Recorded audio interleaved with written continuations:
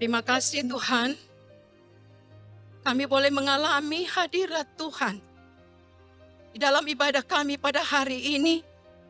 Dan kami sangat percaya semua pujian yang kami naikkan kepadamu Tuhan pagi ini menjadi dupa yang berbau harum di hadirat-Mu, menyenangkan hati-Mu Bapa. Terima kasih Tuhan.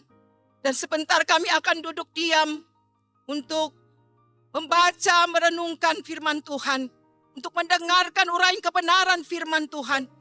Mari Tuhan, Engkau berotoritas di tengah-tengah kami. Roh Kudus mengambil alih pemberitaan firman Tuhan pada pagi hari ini. Dan kami tidak izinkan satu kuasa lain selain kuasa-Mu Tuhan. Segala kuasa-kuasa yang berasal dari si jahat, yang ingin mengalihkan perhatian kami, mengalihkan fokus kami, yang membuat kami mengantuk, yang membuat kami tidak siap menerima kebenaran-Mu. Kami menolak demi nama Yesus Tuhan dan Juru Selamat kami. Kami berdoa, mari tawan hati kami dengan Roh-Mu. Urapi kami semua Tuhan, hamba-Mu yang tidak lebih dari Bapak Ibu saudaraku yang duduk. Tuhan urapi, berkati, pakai Tuhan. Terima kasih Bapa, terpujilah nama-Mu di dalam Kristus Yesus. Kami rindu supaya pemberitaan firman Tuhan mempermuliakan nama-Mu. Haleluya. Amin. Jemaat silakan duduk.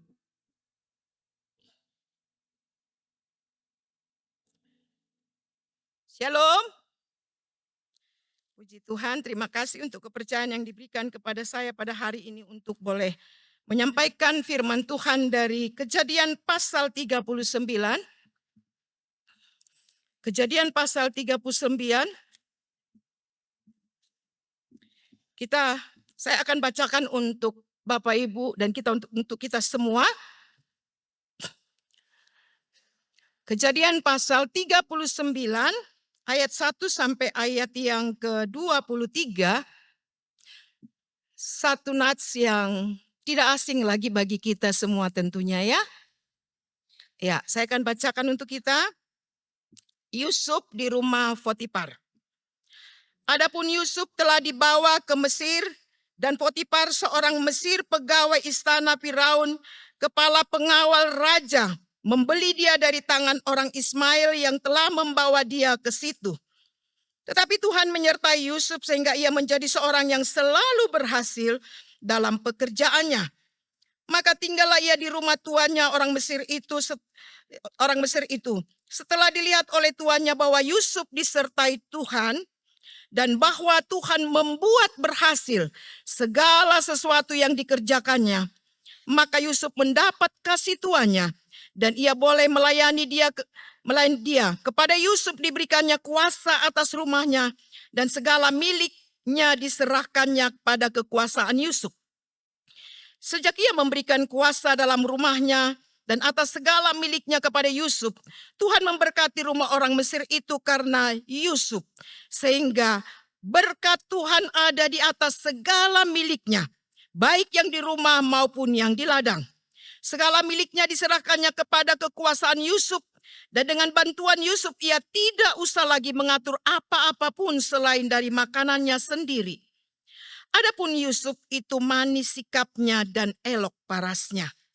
Selang beberapa waktu istri tuannya memandang Yusuf dengan berahi. Lalu katanya, marilah tidur dengan aku. Tetapi Yusuf menolak dan berkata kepada istri tuannya itu, dengan bantuanku, tuanku tidak lagi mengatur apa-apa yang ada di rumah ini. Dan ia telah menyerahkan segala miliknya pada kekuasaanku. Bahkan di rumah ini, ia tidak lebih besar kuasanya daripadaku. Dan tiada yang tidak diserahkannya kepadaku selain daripada engkau, sebab engkau istrinya. Bagaimanakah mungkin aku melakukan kejahatan yang besar ini dan berbuat dosa terhadap Allah? Walaupun dari hari ke hari perempuan itu membujuk Yusuf, Yusuf tidak mendengarkan bujukannya itu untuk tidur di sisinya dan bersetubuh dengan dia. Pada suatu hari, masuklah Yusuf ke dalam rumah untuk melakukan pekerjaannya, sedang dari seisi rumah itu seorang pun tidak ada di rumah. Lalu perempuan itu memegang baju Yusuf sambil berkata, marilah tidur dengan aku. Tetapi Yusuf meninggalkan bajunya di tangan perempuan itu dan lari keluar.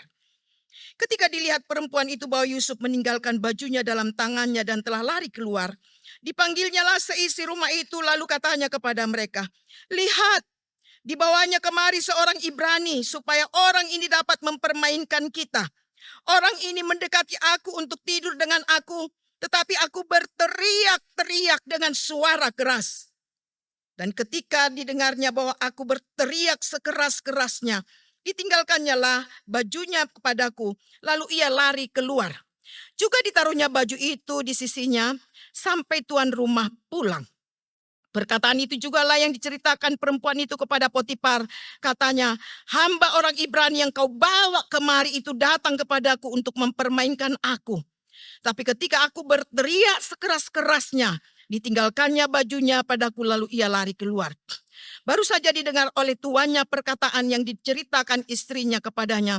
Begini begitulah aku diperlakukan oleh hambamu itu, maka bangkitlah amarahnya. Lalu Yusuf ditangkap oleh tuannya dan dimasukkan ke dalam penjara tempat tahanan-tahanan raja dikurung. Demikianlah Yusuf dipenjarakan di sana. Tetapi Tuhan menyertai Yusuf dan melimpahkan kasih setianya kepadanya dan membuat Yusuf kesayangan bagi kepala penjara itu. Sebab itu kepala penjara mempercayakan semua tahanan dalam penjara itu kepada Yusuf. Dan segala pekerjaan yang harus dilakukan di situ, dialah yang mengurusnya. Dan kepala penjara tidak mencampuri segala yang dipercayakannya kepada Yusuf. Karena Tuhan menyertai dia dan apa yang dikerjakannya dibuat Tuhan berhasil. Bapak Ibu, sedemikian jauh Pak firman Tuhan yang akan kita renungkan pagi hari ini di bawah tema keteladanan Yusuf. Ya, cerita ini adalah cerita yang sangat menarik. Cucu saya Joshua, selalu kalau saya tanya, Joshua mau cerita apa? Pasti nomor satu dia katakan, Yusuf Oma, Nuh Oma, Daniel Oma. Tapi yang pertama selalu dikatakan Yusuf Oma. Dia sangat kagum, sangat senang ya dengan cerita Yusuf. Mungkin juga kita semua, kita merasa kagum dengan Yusuf ya. Dan saya mau katakan kepada kita memang semua menyenangi pribadi Yusuf. Saya secara pribadi ya menyenangi pribadi yang sangat-sangat ya menjadi teladan bagi saya secara pribadi. Nah, Yusuf adalah seorang anak yang lahir ya di masa tua orang tuanya. Ya. Dia seorang anak yang diminta, yang digumulkan di hadapan Tuhan bertahun-tahun lamanya. Bertahun-tahun lamanya. Sampai ada 6 anaknya Lea, dia belum melahirkan sama sekali. Sampai ada 2 anaknya Bilha, dia belum melahirkan sama sekali. Sampai ada 2 anaknya Zilpa, dia belum melahirkan sama sekali. Satu pergumulan. Bahkan kita melihat ada persaingan antara kakak dan adik. Lea dan Rahel pada masa itu. Dan tentu ini menjadi satu pergumulan yang cukup berat bagi Rahel. Ya, bagi Rahel sebagai seorang istri yang paling dicintai. Lebih daripada ya, istri yang lain. Paling dicintai oleh Yakub. Tapi dia begitu bergumul oleh karena tidak memiliki anak. Nah Bapak Ibu yang kekasih dalam Tuhan Yesus Kristus. Jadi saya katakan bahwa Yusuf ini lahir dari hasil pergumulan yang cukup lama. Lahir dari air mata yang cukup banyak. Lahir dari persaingan yang kuat antara 2 kakak beradik. Bapak Ibu yang kekasih dalam Tuhan Yesus Kristus. Tapi kita akan melihat hari ini. Sebenarnya ketika saya merenungkan sampai pasal yang ke-50. Tentu kalau kita mau belajar tentang keteladanan Yusuf. Kita tidak bisa hanya berhenti sampai di sini. Kita akan melihat sampai ke pasal yang ke-50. Ya, bagaimana seorang Yusuf memberi teladan yang sungguh-sungguh luar biasa bagi kita semua.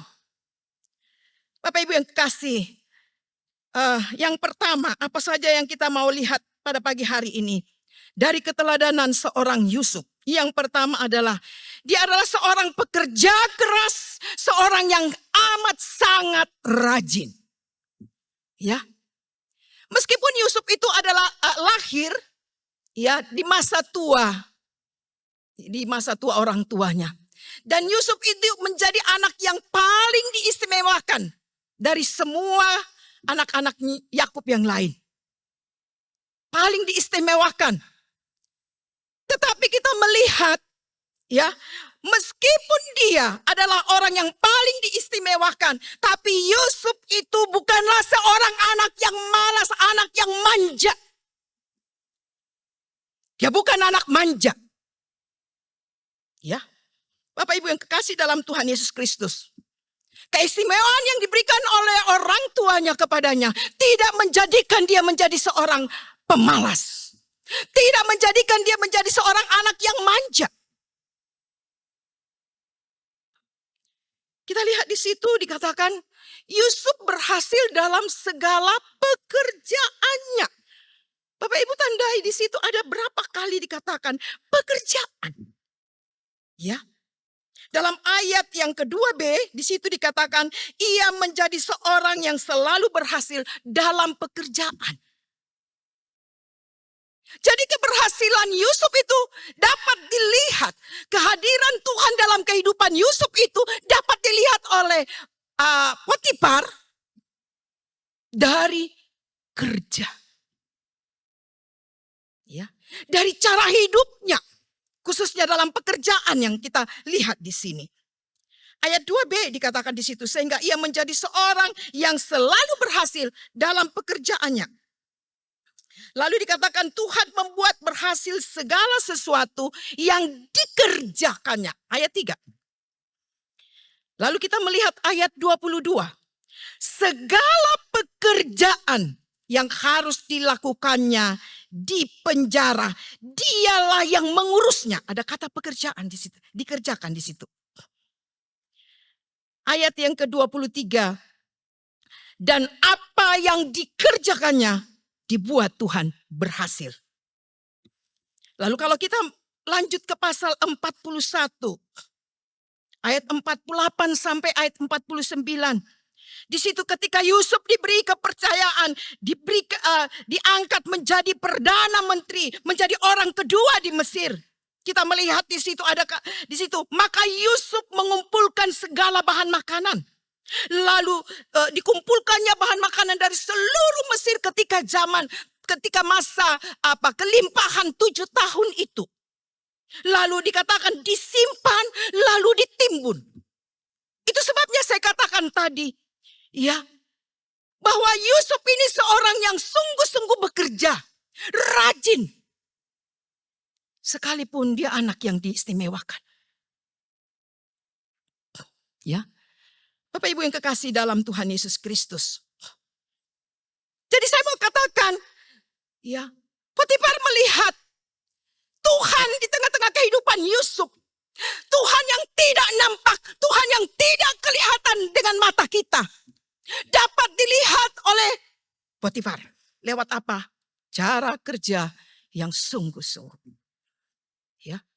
Pekerjaan yang dilakukan dengan serius. Ada banyak orang, Tuhan tolong berkati aku, tapi begitu malas. Ya, ada seorang anak ketika ditelepon papanya, dia bilang, oh di sini kami bangun jam 4 lewat. Terus papanya bilang apa? Bagus, karena engkau kalau di rumah jam 12 kau baru bangun. Ya, jam 12 kau baru bangun.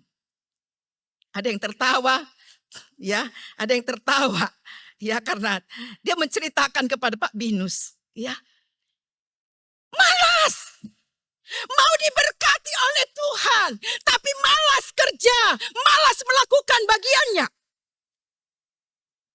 Saya bersyukur Bapak Ibu, saya dari SMP Tuhan tempa saya menjadi pekerja keras. Karena kehidupan yang sangat sulit, saya tidak malu mengatakan. Kisah hidup Pak Oktav juga Bapak Ibu, almarhum Pak Oktav juga. Bapak Ibu lihat. Saya jam 3 pagi sudah harus bangun. Bangun. Bukan untuk berdoa Bapak Ibu. Bukan untuk baca firman Tuhan. Tapi kerja. Saya harus cari nafkah mulai dari saya SMP. Bapak Ibu yang kekasih dalam Tuhan Yesus Kristus. Jangan katakan kepada Tuhan, Tuhan berkatilah aku. Tapi saudara tidak melakukan bagian. Ya. Tuhan, aku mau dapat nilai yang bagus. Tapi malas belajar. Sudah mau tentamen, baru kerja, mulai kerja. Mulai kerja. Bapak Ibu yang kekasih dalam Tuhan Yesus Kristus. Yusuf di sini tidak berpangku tangan. Ya, dia kerja keras sungguh-sungguh. Seorang yang rajin dan seorang pekerja keras. Ya. Yang kedua, kita melihat di sini seorang yang dapat dipercayai. Oh saudara, ini sangat sulit ya. Sangat amat sulit. Seorang yang dapat dipercayai. Yusuf diberi kepercayaan oleh Potifar, diberi kuasa atas segala hartanya yang ada di rumah, atas segala miliknya yang ada di ladang. Pengaturan keuangan diatur dengan baik. Dalam ayat 4 sampai ayat 6. Iya, Bapak Ibu. Yusuf seorang yang dapat dipercayai. Dan apa yang dipercayakan kepadanya dilaksanakan dengan setia. Oh Bapak Ibu yang kekasih, firman Tuhan berkata di dalam 1 Korintus 4 ayat 1 sampai 2. 1 Korintus 4 ayat 1 sampai 2 dikatakan bahwa yang dituntut dari hamba-hamba Kristus ialah mereka dapat dipercayai. Yang dituntut dari kita sebagai hamba-hamba Tuhan dapat dipercayai.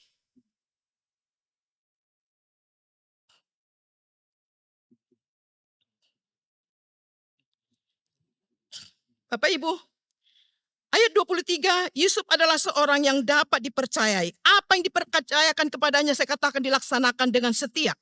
Ayat 23 itu dikatakan sebab itu kepala penjara tidak mencampuri segala yang dipercayakan kepada Yusuf. Lalu kita lihat ayat pasal 41 ayat 40. Di situ dikatakan, engkaulah menjadi kuasa atas istanaku, kata Firaun. Engkaulah menjadi kuasa atas istanaku dan kepada perintahmu seluruh rakyatku akan taat. Lalu ayat 44 dari pasal 41. Berkatalah Firaun kepada Yusuf, akulah Firaun tetapi dengan tidak setahumu. Dengan tidak setahu Yusuf, seorang pun tidak boleh bergerak di seluruh tanah Mesir. Saudara lihat, seorang budak yang punya hak istimewa, yang diberikan hak istimewa, diberi kepercayaan yang luar biasa. Potifar mempercayai dia. Ya, ketika itu dia serahkan semua harta miliknya untuk diatur sama Yusuf. Kepala penjara mempercayai dia. Sehingga dia tidak perlu lagi mengatur apa-apa yang ada di penjara. Bahkan Firaun pun ketika Yusuf sudah diangkat menjadi nomor 2 di Mesir. Dia katakan di situ dengan tegas. Tanpa setahumu tidak ada orang yang boleh bergerak di Mesir. Bapak Ibu. Luar biasa, sungguh satu promosi. Kedudukan yang luar biasa dari seorang budak yang biasa. Satu promosi yang sangat luar biasa. Saudara, ya begitu banyak orang gagal. Bukan di saat pergumulan, di saat kesulitan. Tapi justru seringkali dia gagal di saat diberi kepercayaan yang besar. Diberi tanggung jawab yang besar. Bapak Ibu kekasih dalam Tuhan Yesus Kristus. Di kantor, di perusahaan, di gereja, di pelayanan, dalam pemerintahan kita menyaksikan. Kita menyaksikan kondisi negeri kita. Bagaimana orang-orang yang tadinya diberi kedudukan tetapi tidak dapat dipercayai. Meskipun tidak semua. Bapak Ibu, apa yang menjadi tuntutan? Tuntutan masyarakat saat ini kepada pemerintah. Yang nomor satu dikatakan supaya semua aset para koruptor disita. Mengapa itu bisa jadi? Karena tidak dapat dipercayai.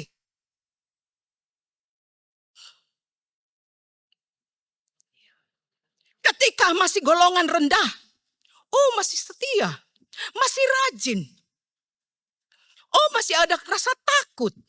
Tapi ketika sudah memegang kekuasaan, gak ada sama sekali rasa takut terhadap Tuhan pun. Saudara, Tuhan katakan yang diminta dari kita adalah supaya kita menjadi hamba-hamba Tuhan yang dapat dipercayai.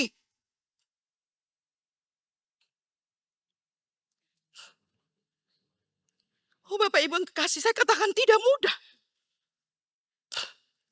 Tapi kita lihat, Yusuf mampu. Yusuf bisa. Itu berarti kita juga bisa. Karena kita punya Tuhan yang sama.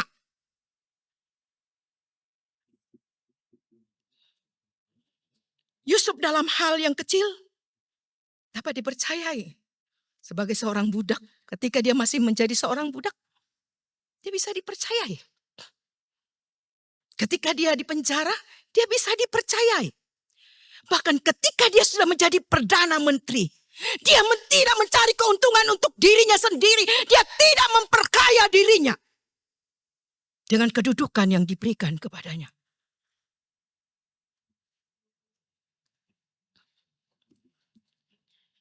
Bapak Ibu yang kekasih dalam Tuhan Yesus Kristus.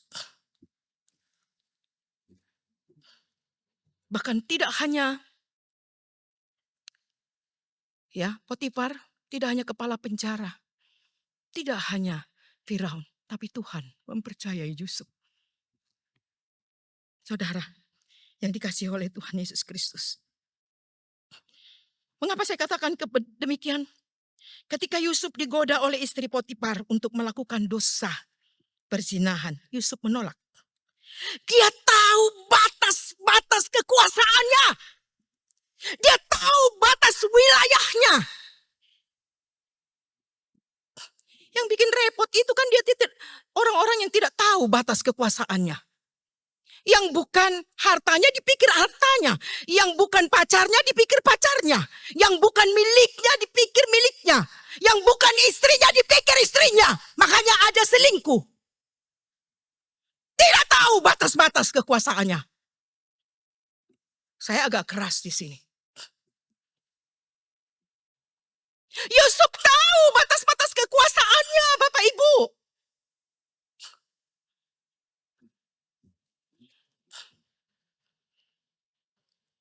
Oh, saudaraku yang dikasihi oleh Tuhan Yesus Kristus. Charles Swindoll menulis, dia katakan begini. Bersama dengan kesuksesan yang lebih besar datang, dan kepercayaan yang lebih banyak datang juga membawa kita kepada saat-saat yang rapuh dan yang lebih besar. Artinya, pada saat-saat keberhasilan, di sanalah letak pencobaan yang sedang menunggu. Karena itu waspada. Di sana letaknya. Pencobaan-pencobaan yang menyertai keberhasilan jauh lebih besar, jauh lebih halus daripada pencobaan-pencobaan yang menyertai penderitaan. Sehingga kadang-kadang ada orang katakan, aku siap menderita. Tapi siap enggak ketika engkau dipromosikan? Itu pertanyaan. Siap enggak ketika engkau sudah di atas? Jangan hanya siap menderita. Saya tahu itu karunia diberikan kepada kita semua. Tapi siap enggak ketika engkau dipromosikan oleh Tuhan? Siap enggak ketika engkau di atas memegang satu jabatan? Yang kau bisa perintah siapa saja. Kita tidak boleh hanya siap menderita. Tapi juga siap ketika Tuhan promosikan kita. Ketika Tuhan berikan kita kepercayaan, kasih uang ratusan juta bahkan miliar. Siap enggak? Atau jangan-jangan kita tidak siap. Makanya Tuhan enggak kasih-kasih. Ya. Makanya Tuhan enggak kasih-kasih karena kita tidak siap. Ya Febri ya. Bapak Ibu yang kekasih dalam Tuhan Yesus Kristus. Yusuf siap. Yusuf siap loh, luar biasa. Dia siap di tempat yang paling rendah. Dia siap di tempat yang paling tinggi. Yang di atasnya tentu ada Tuhan. Dia siap di jurang pergumulan yang amat dalam. Tapi ketika Tuhan promosikan dia menjadi seorang pemimpin, dia siap. Ya, Bapak Ibu yang kekasih dalam Tuhan Yesus Kristus. Yusuf berhasil. Dia dapat dipercayai. Sekali lagi, dia tahu batas-batas wilayahnya. Dia tahu batas-batas kekuasaannya. Saudara. Ya. Dulu ada seorang cerita kepada saya. Dia katakan, Ibu, suami saya begini-begini. Kalau dia pergi, ya suaminya seorang pejabat. Kalau suami saya pergi, tantangan yang paling besar untuk suami saya ialah dia harus ikut menemani pimpinannya untuk pergi ke hotel. Ya, tentu saudara untuk seperti itu. Dan dia sangat bergumul sebagai anak Tuhan. Dia katakan, Bu, sangat bergumul kami. Karena ketika suami saya dibawa keluar kota dan sudah sampai di sana sudah disiapkan. Bukan hanya uang. Saudara, ini kondisinya. Oh, Bapak Ibu yang kekasih dalam Tuhan Yesus Kristus. Sekali lagi saya katakan, ini saya tekankan dia.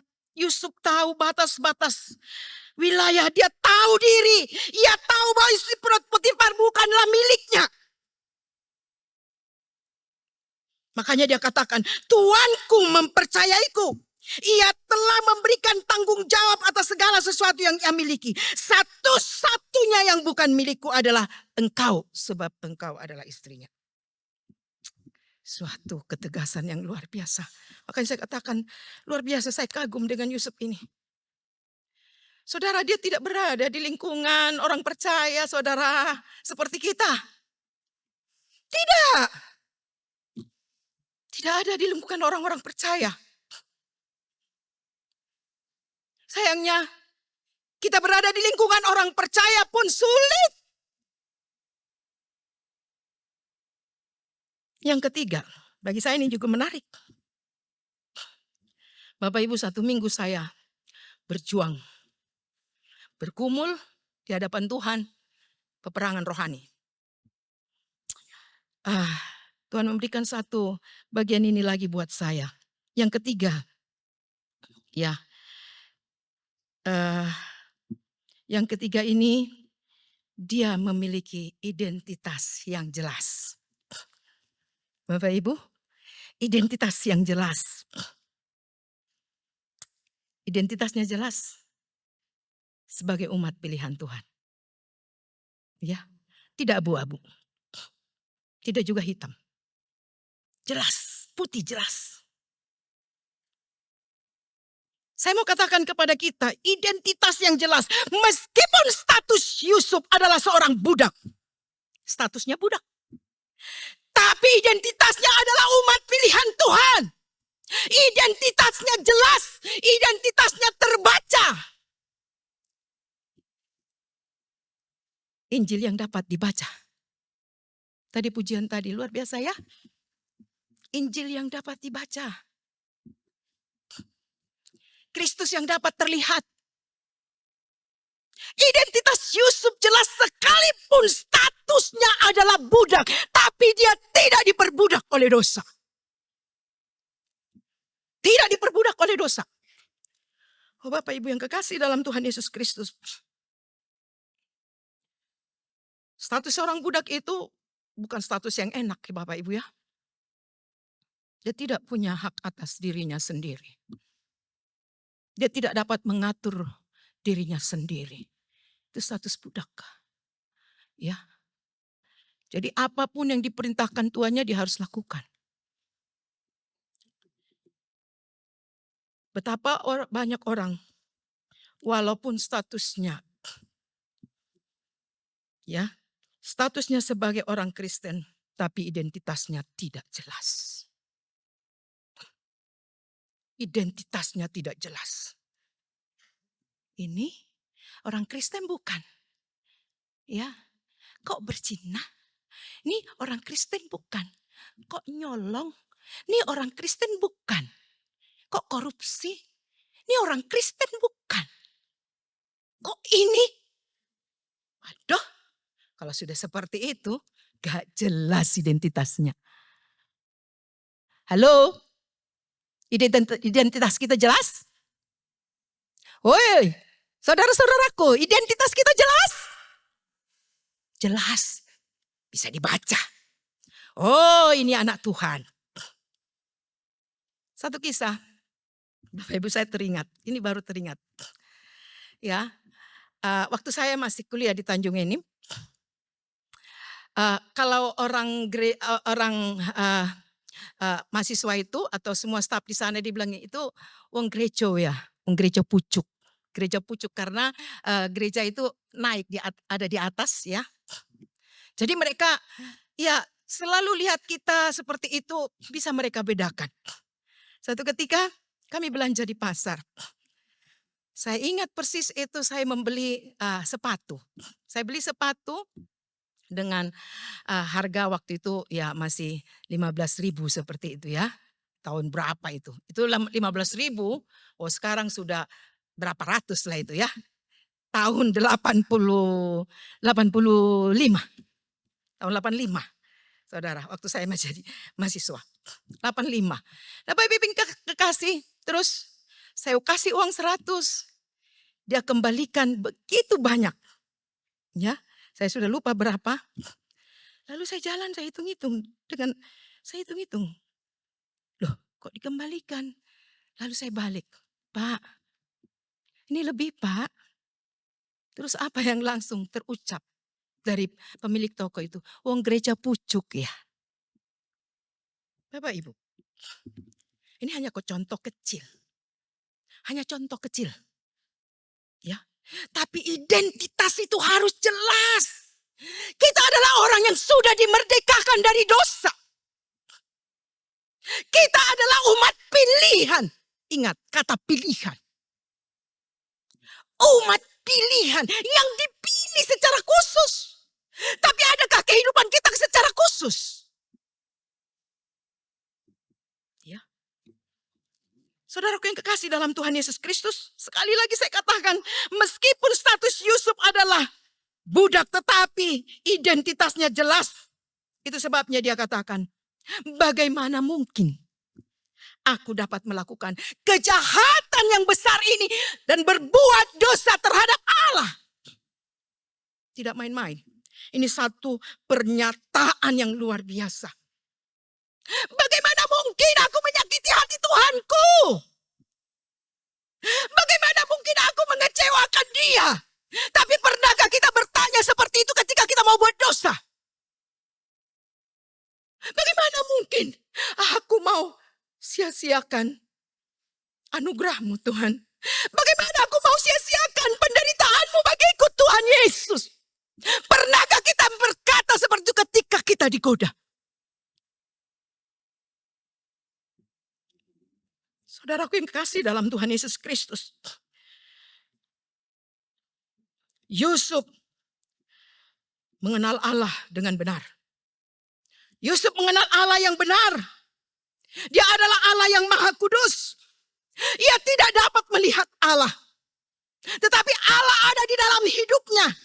Tetapi ia menghormati Allah yang tidak dapat dilihat matanya.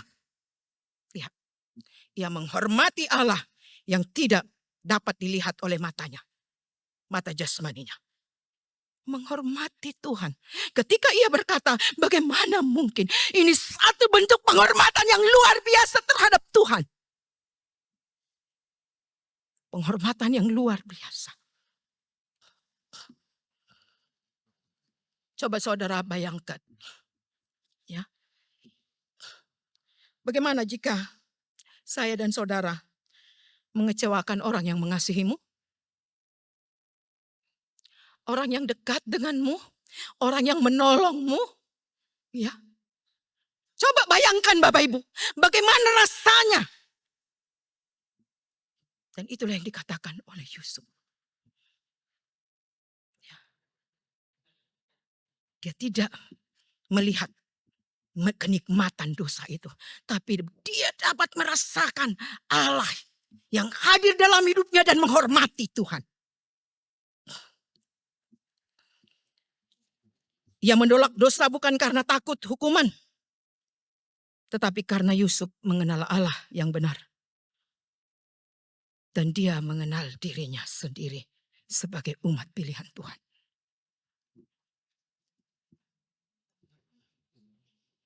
Yusuf mengerti bahwa dosa bukanlah sesuatu yang remeh. Bahwa dosa bukanlah sesuatu yang sepele. Tetapi sesuatu yang sangat serius dan mematikan. Kadang kita menganggap remeh dosa itu. Dosa itu serius dan mematikan.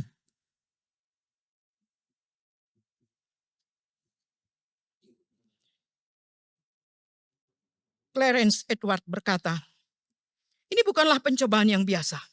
Dia katakan, Yusuf bukan batu atau mumi. Tapi seorang pria muda yang mempunyai darah yang merah. Yang di usianya hampir di akhir 20 tahun. Ini bukanlah sebuah pencobaan yang hanya berlangsung selama 1 hari. Tetapi pencobaan yang terus berulang. Yusuf bukan mumi. Tapi dia adalah manusia seperti kita. Dan tentu kalau kita lihat tadi dikatakan bahwa Yusuf itu adapun Yusuf itu manis sikapnya dan elok parasnya. Luar biasa. Bertubuh bagus, tampan, idola para wanita.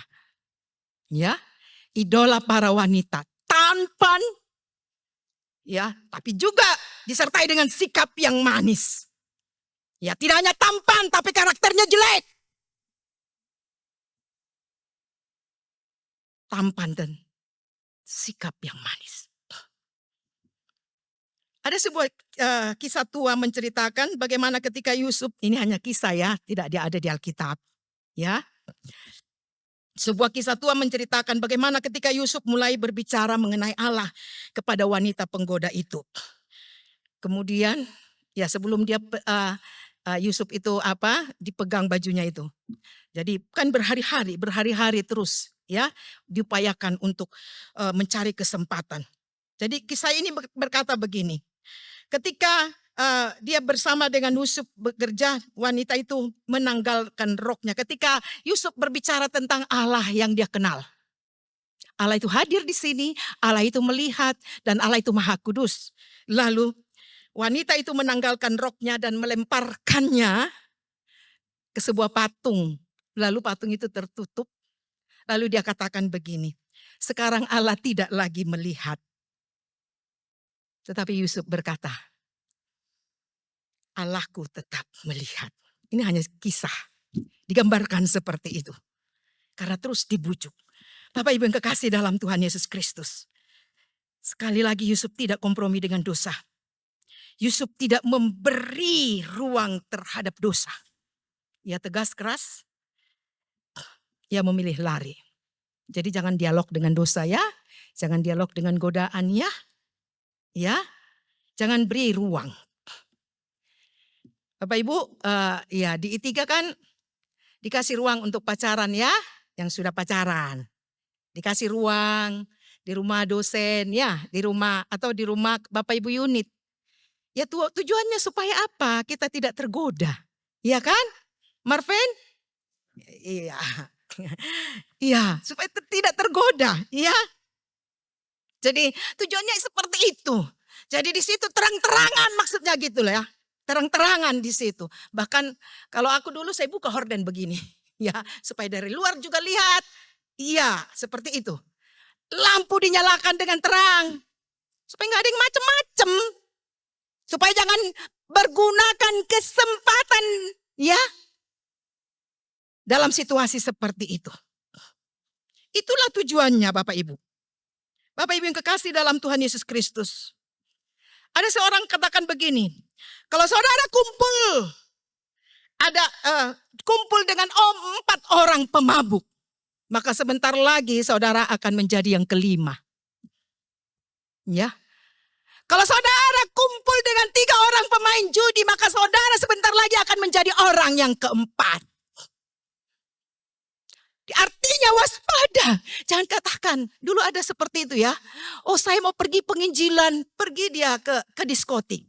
Waduh, ke diskotik dia mau penginjilan, laki-laki mau penginjilan ke diskotik.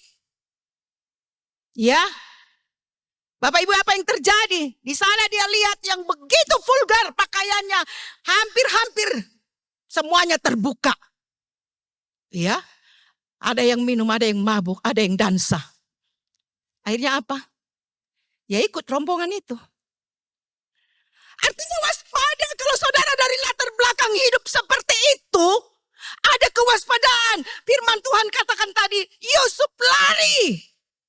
Meskipun ada risikonya. Yang keempat, jangan terlalu lama ya. Bapak Ibu yang kekasih dalam Tuhan Yesus, sebentar lagi ya. Seorang yang rendah hati. Ini juga sesuatu yang sulit Bapak Ibu. Seorang yang rendah hati pasal 40 ayat 8. Ketika juru minuman, juru roti, mereka bermimpi dikatakan di sana kamu terangkan mimpi. Tapi dia katakan, bukankah Allah yang menerangkan arti mimpi? Lalu ketika Firaun bermimpi, Firaun berkata, tetapi telah kudengar tentang engkau hanya dengan mendengar saja engkau dapat mengartikannya. Yusuf menyahut, bukan sekali-kali aku, melainkan Allah.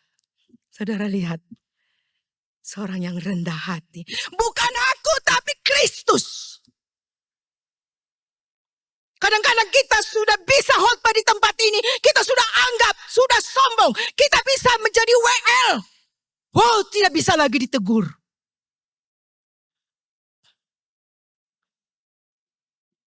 Karena kita merasa kita sudah punya begitu banyak ilmu. Dan ciri-ciri orang sombong. Lihat, dia tidak akan pernah mau ya dinasehati. Ditegur. Karena dia menganggap diri lebih baik dari orang lain. Saudara lihat ketika saudara-saudara Yusuf datang. Dan mereka sujud menyembah di pasal yang kalau saya tidak salah itu di pasal yang ke-42. Lihat Yusuf tidak katakan, nih tahu rasakan. Itu loh mimpi saya yang dulu kan. Sekarang terbuktikan kamu sembah aku, kamu sujud. Wow. Ya, tapi dia tidak katakan seperti itu saudara. Seorang yang rendah hati akan ditinggikan Tuhan. Tetapi seorang yang congkak, Tuhan menentang. Itu firman Tuhan. Semua karunia, semua kekuatan, semua kemampuan, semua yang ada pada kita itu berasal dari Tuhan. Maka tidak ada satupun yang bisa kita anggap itu hasil jerih kita.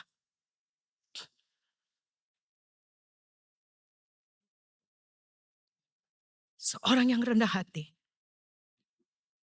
Apapun karunia saudara, jika dikerjakan dengan kekuatan daging dan kesombongan, nol di hadapan Tuhan.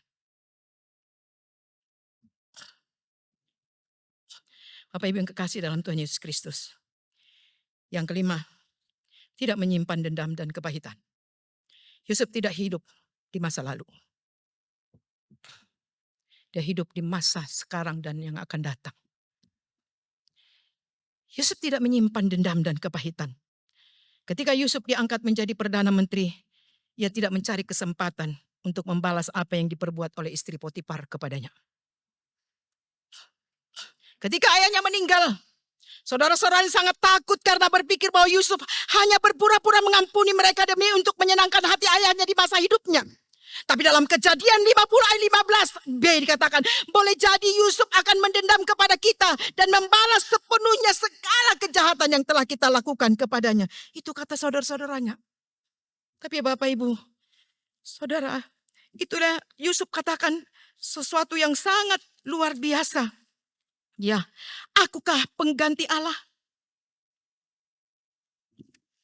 Akukah pengganti Allah? Kalimat ini luar biasa. Artinya aku tidak punya hak untuk membalas. Aku tidak punya hak untuk menyimpan kepahitan.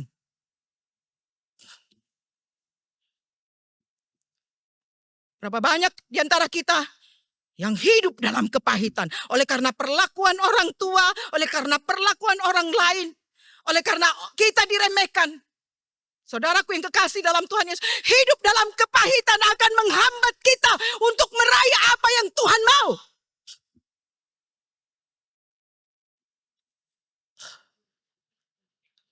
Bapak Ibu, Yusuf menjalani kehidupannya bebas dari kepahitan. Walaupun ada banyak hal yang pahit terjadi pada hidupnya. Banyak hal yang pahit, tapi dia bebas dari kepahitan. Saudara, dia seorang yang lepas dari kepahitan dan kebencian. Jika ia tidak lepas dari kepahitan dan kebencian, ya, jika ia tidak lepas dari kemarahan, kepahitan, kebencian, karena telah dibuang oleh saudara-saudaranya, atau karena kalau dia punya keinginan untuk membalas, Yusuf tidak mungkin menjadi alat Tuhan. Tidak mungkin menjadi alat Tuhan. Yang terakhir Bapak Ibu, yang keenam. Cukup banyak ya, maafkan saya. Karena ini bagian yang Tuhan berikan untuk saya. Seorang visioner. Yusuf adalah seorang visioner dan yang sedia mengikuti rencana Tuhan. Saudara, 2 kali Yusuf mimpi. Dan ia meyakini bahwa mimpinya itu bukanlah sekedar bunga tidur. Bukan sekedar bunga tidur. Tapi Allah memberikan visi yang jelas. Visi yang jelas kepadanya. Bapak Ibu, jika Yusuf tidak meyakini visi tersebut, maka ia tidak akan pernah sedia untuk mengalami proses Tuhan. Kalau dia tidak meyakini visi itu, dia tidak akan pernah mengikuti proses Tuhan. Pasal 45 ayat 5-8. Ketika ia memperkenalkan dirinya kepada saudara-saudaranya, saudara-saudaranya menjadi sangat takut. Tapi dia katakan, jangan menyesali diri karena kamu menjual aku ke sini sebab untuk memelihara. Ada kata, sebab untuk memelihara kehidupan Allah menyuruh aku mendahului kamu. Ayat yang ke-7, Allah telah menyuruh aku mendahului kamu untuk menjamin kelanjutan keturunanmu. Ayat yang ke-8 dari 45. Jadi bukan kamu yang menyuruh aku ke sini, tapi Allah. Saudara, ya, visi itu diberikan ketika dia bermimpi. Dan itu terwujud 13 tahun kemudian. Di usianya yang ke-30 tahun. Bapak Ibu. Di usianya yang ke-30 tahun. 17 tahun dia dibuang, dijual. Dan mimpi itu baru terwujud. Dan masa 13 tahun itu adalah masa yang sangat berat. Ya. Masa yang sangat berat. Tetapi apa yang dikatakan dalam pasal 45 ayat 5-8 itu adalah satu pernyataan, satu kepastian akan rencana Tuhan yang jauh sebelumnya telah diberikan kepada Yusuf. Dan dia mau masuk dalam proses yang tidak enak. Dia harus masuk ke dapur peleburan. Masuk dalam dapur peleburan selama 13 tahun. Oh saudara, kita dibentuk di sini cuma 5 tahun. Saya tahu pembentukan itu tidak enak. Karena Tuhan sedang memproses kita. Memproses kita dari orang yang malas jadi yang rajin. Dari orang yang tidak sabar menjadi orang yang sabar.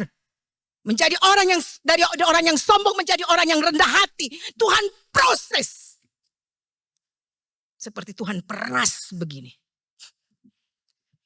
Tapi tujuan Tuhan, ya, Tuhan mau pakai kita jadi alatnya. Ya. Jadi kita lihat sini, kita yang sudah terpanggil, abaikan penderitaan yang kau alami di kampus ini. Ini untuk para mahasiswa. Abaikan. Firman Tuhan dalam Ibrani pasal 12. Ayat 3, kalau saya tidak salah di situ dikatakan, Tuhan Yesus mengabaikan penderitaan itu demi kita orang berdosa. Abaikan penderitaan yang sesaat itu untuk memprosesmu menjadi sesuatu yang bernilai, berlian, yang cemerlang. Sekali lagi ia tidak terikat kepada masa lalu. Tapi ia mampu berkata kepada dosa tidak. Dan ya kepada Allah ketika dicobai. Ia mampu berkata benar kepada juru roti yang akan dipenjara, yang dipenjara bersama dengan dia. Kebenaran yang disampaikan, kau akan dihukum 3 hari lagi. Dia mampu berkata benar. Ia mampu mengabaikan situasi penderitaannya sendiri. Mampu memperhatikan kesedihan 2 orang yang ada di dalam penjara. Sekalipun dia juga berada dalam penjara, tapi dia mampu. Mengapa muka kalian muram? Yusuf mampu mengampuni saudara-saudaranya. Yusuf dapat melihat tangan Allah dalam segala situasi dan posisi seburuk apapun. Dan tempat seburuk apapun, sehingga ia mencapai visi dari Allah melalui misi yang dikerjakan yang sangat sulit. Roma 8 ayat 8 tadi. Saudara, Allah turut bekerja. Allah turut bekerja mendatangkan dalam segala sesuatu. Dalam ketika kita di lembah sekalipun, Allah turut bekerja. Mendatangkan kebaikan bagi mereka yang mengasihi dia, bagi mereka yang terpanggil sesuai dengan namanya. Sebenarnya tidak ada alasan untuk Yusuf dibuang oleh saudaranya, dijual oleh saudaranya. Sebenarnya yang salah itu papanya. Ya kan? Diistimewakan. Bukan Yusufnya yang salah. Ya, sebenarnya tidak ada alasan untuk seharusnya mereka marah kepada Yusuf. Ia dijual, dipitnah. Satu-satunya alasan, saya mau katakan kepada kita, satu-satunya alasan ia mengalami semuanya ini, karena Tuhan mau jadikan Yusuf alatnya. Satu-satunya alasan dia mengalami semuanya itu bukan dari dirinya, karena Tuhan mau memakai Yusuf jadi alatnya. Untuk menjadi alat Tuhan, maka siap diproses oleh Tuhan. Amin. Mari kita satu di dalam doa. Mari kita koreksi diri kita semua. Tidak ada yang luput dari kebenaran firman Tuhan. Ada 6 pokok, 6 bagian yang penting dalam kehidupan kita, dalam perjalanan kita mengiring Yesus. Ya, mari kita harus meneladani seorang yang luar biasa. Dia adalah manusia berdosa. Tapi dia juga menjadi teladan bagi kita. Dan Kristus adalah teladan yang sempurna bagi kita. Saudaraku yang kekasih, mari lakukan bagianmu. Kerjakan dengan sungguh-sungguh kepercayaan yang diberikan kepadamu. Mari berdoa sungguh-sungguh supaya engkau menjadi orang yang dapat dipercayai. Ketika ada orang atau ketika tidak ada orang melihatmu. Ketika posisimu masih di bawah dan ketika posisimu masih sudah di atas. Yang ketiga, mari saudara, kita berdoa supaya identitas kita jelas. Identitas kita sebagai anak-anak Tuhan. Supaya orang dapat melihat Kristus lewat hidup kita. Orang dapat membaca lewat hidup kita Kristus yang hidup. Mari kita berdoa supaya Tuhan menolong kita menjadi seorang yang rendah hati. Dan mari lepaskan semua kepahitanmu, kebencianmu, kemarahanmu, kekecewaanmu. Lepaskan semua. Datang kepada Tuhan, hiduplah dalam pengampunan. Lepaskan semua kepahitan yang kau alami. Mari arahkan pandanganmu kepada tujuan Tuhan bagimu. Tujuan Tuhan bagimu di tempat ini. Abaikan penderitaan yang kau alami. Karena Tuhan sedang memprosesmu. Ada tujuan Tuhan. Tujuan Tuhan supaya engkau dipakai menjadi alatnya. Mari kita satu dalam doa. Ini kami Bapa, hamba-Mu sudah berhenti menyampaikan firman Tuhan. Hamba tahu Tuhan Yesus, kami sangat terbatas. Tapi Roh-Mu memampukan kami semua Tuhan Yesus. Roh-Mu memampukan kami semua untuk melakukan firman Tuhan pada saat ini. Terima kasih Tuhan Yesus, terima kasih. Bantu kami untuk fokus kepada tujuan Tuhan. Bantu kami Tuhan untuk melihat jauh ke depan. Meskipun dalam perjalanan hidup kami saat ini, ada banyak kesulitan, ada banyak kesukaran, ada banyak kesedihan, ada banyak air mata, ada banyak tantangan. Dibantu kami Tuhan. Untuk menjalani proses yang Tuhan kerjakan dalam hidup kami seperti Engkau membantu Yusuf. Supaya tujuan dan rencanamu dalam hidup kami terlaksana. Meskipun kami akui secara daging apa yang dialami oleh Yusuf, bahkan mungkin yang kami alami menyakitkan. Tapi secara rohani itu mempercantik kami sebagai pengantin-Mu. Kami rindu Tuhan, supaya proses apapun yang Tuhan izinkan dalam hidup kami tidak membuat kami marah, tidak membuat kami kecewa, tidak membuat kami kepahitan, tidak membuat kami berpaling, meninggalkan panggilan-Mu. Tolong kami Bapa. Terima kasih Tuhan, Engkau luar biasa. Seorang yang begitu muda, Engkau bisa memakai dia. Di usia 17-an tahun Engkau sudah memanggil dia.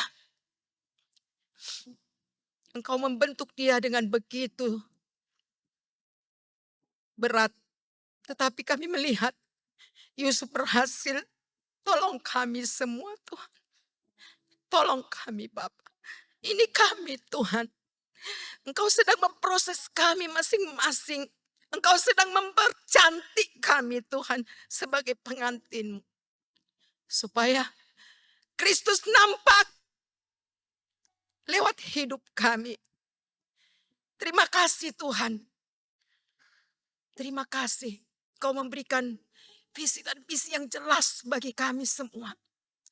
Supaya kami membawa banyak orang untuk menyembah Engkau. Supaya Engkau disembah, Engkau ditinggikan. Karena itu berkati kami. Hamba sudah berhenti berbicara. Mari Roh Kudus, Engkau lanjutkan firman Tuhan dalam hidup kami. Haleluya. Dalam Kristus Yesus hamba berdoa. Amin.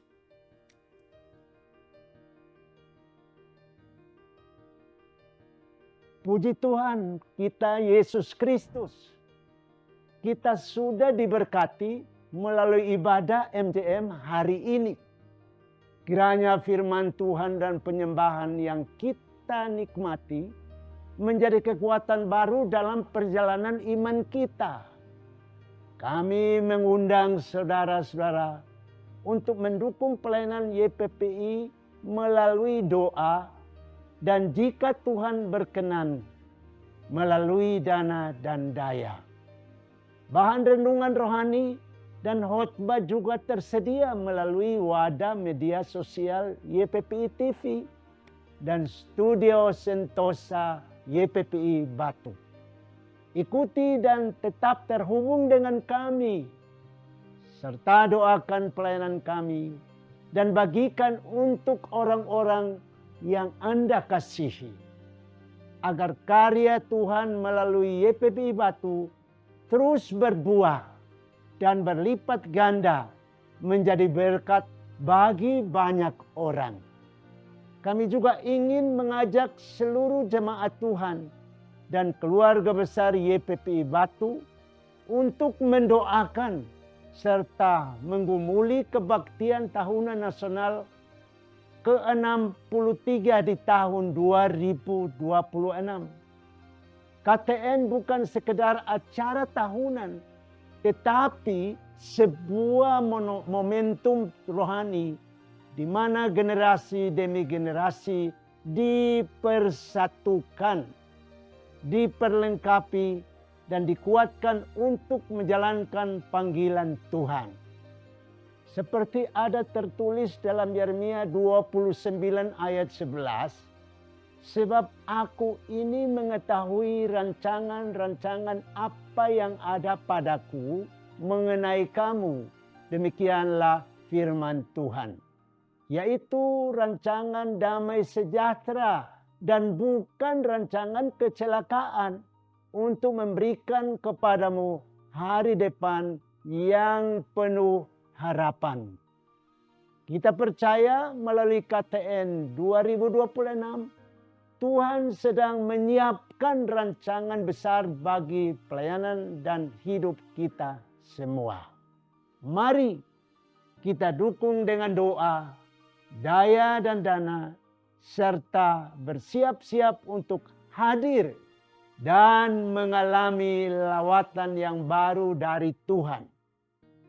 Kami menantikan kehadiran Bapak Ibu, saudara-saudari di KTN 2026 nanti. Selamat hari Minggu bagi kita semua. Senantiasa terpelihara dalam kebenaran firman Tuhan. Api Injil terus menyala. Tuhan Yesus memberkati.